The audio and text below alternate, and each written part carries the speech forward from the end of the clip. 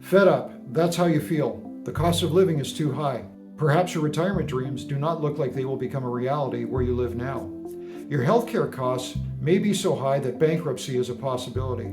Quality of life, crime, lack of infrastructure for your daily needs have impacted you tremendously. Recent events where you live may have spurred you to consider relocating to another country. After the 2024 US presidential election, Google searches related to leaving the country increased by over 1,500%. The top countries Americans researched included mainly English-speaking and European countries.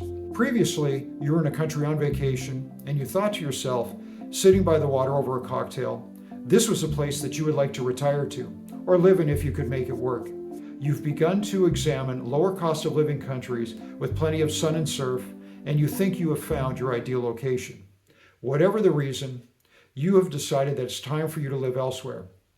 There are many issues and repercussions when people relocate to another country, whether they be political, economic, social, and cultural.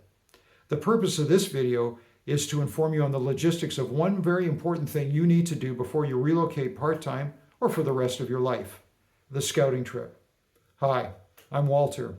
I've done a few scouting trips before I decided to live part-time in Southern Europe. I lived there part-time for a few years. I hope my experience can provide you with insights that can help you if you are thinking of relocating to another country.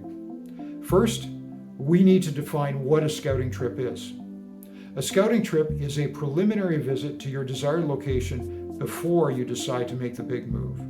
On this exploratory trip, you will be spending time in your desired location, experiencing the local cuisine, shopping and customs.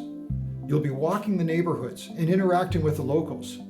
This trip has one key goal: to ensure you are as informed as possible before making your decision to relocate to your desired region with all the challenges that will come with moving. Why should people do a scouting trip before relocating to another place? Why not just be impulsive and leave? I have met people that have moved to a new country on impulse, and their experience has taught me that regret can be expensive. Changing your mind and coming back home after relocating can be a costly process, both in money and in time. Finding out 6 months into your new experience that the neighborhood and the country you moved to is not what you thought it would be is not the outcome you want to experience. It can be very depressing to realize that you made a huge mistake. I have met people in Europe who committed to an area only to realize that it is not to their liking. They realized that the city they chose to live in was far too cold in February and their apartment had inadequate insulation. They were now on the move, trying to find a warmer location with more consistent temperatures. At a later stage in life, the last thing you want to be doing after relocating is packing up and moving somewhere else because you did not do your in-person research to understand if a location is right for you. Avoid being impulsive in your relocation decision. This is a recipe for regret later. What should you do before leaving on your scouting trip? The planning and research that you do before your scouting trip can make or break the success of this exploratory trip. You've booked your accommodation and flight to your desired country. You've rented a vehicle so you can explore the region. Hopefully the car is an automatic if that is what you're used to driving. What else should you be doing in advance of your mission? Contact social media groups, including expat or immigrant groups from your home country, once you have made the decision to travel. Facebook groups, as one example, can form your support network. They can answer questions that you have since they are on the ground there and provide you with useful contacts.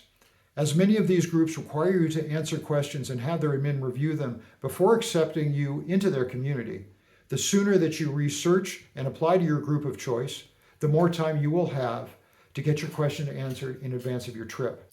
One pro tip: these groups can provide recommendations for professional services that you will need on your scouting trip and beyond. This can save you hours to weeks in research. Get recommendations from them for people and services, including real estate agents, medical professionals and clinics, tradespeople, and schools. Although I would highly recommend renting in an area before you buy, especially in another country, if you are set on purchasing property, follow up on the recommendations you receive. Reach out to recommended realtors to see which ones you'd be most comfortable working with. This is critical, as they may be doing virtual tours of properties for you after you have returned from your scouting trip to your home country. If you are making a rental or purchase decision outside of your desired country, you need to trust the realtor representing you there. With your cell phone, consider purchasing an eSIM in advance of your arrival if you do not want to have any unexpected roaming charges or incur data overages with your existing mobile phone plan. There are a number of eSIM providers. Do your research to determine which one will work best for you. Another option that I've used in the past is purchasing a SIM card from a local telecommunications provider upon arrival at the airport in a new country. I've been able to get some decent deals that are much better than if I'd used my home country plan. You also need to watch exchange rate fees. Your home financial institution or credit card provider will likely charge an exchange fee on any credit or debit transactions made outside your home country. Find out what your charges will be before leaving to avoid shock when your monthly statement arrives. A great solution is to apply for and obtain a no foreign transaction fee credit card to avoid the exchange rate charge on purchases made in a foreign country. Thank you for watching this far. In part 2 of this video series on relocating to another country, I'll be going through the essential items you need to do on your international scouting trip to cover all the bases. Please let me know in the comments if you're planning to relocate to another country. If you've already gone through the process of relocation, please feel free to share your insights below. Ciao.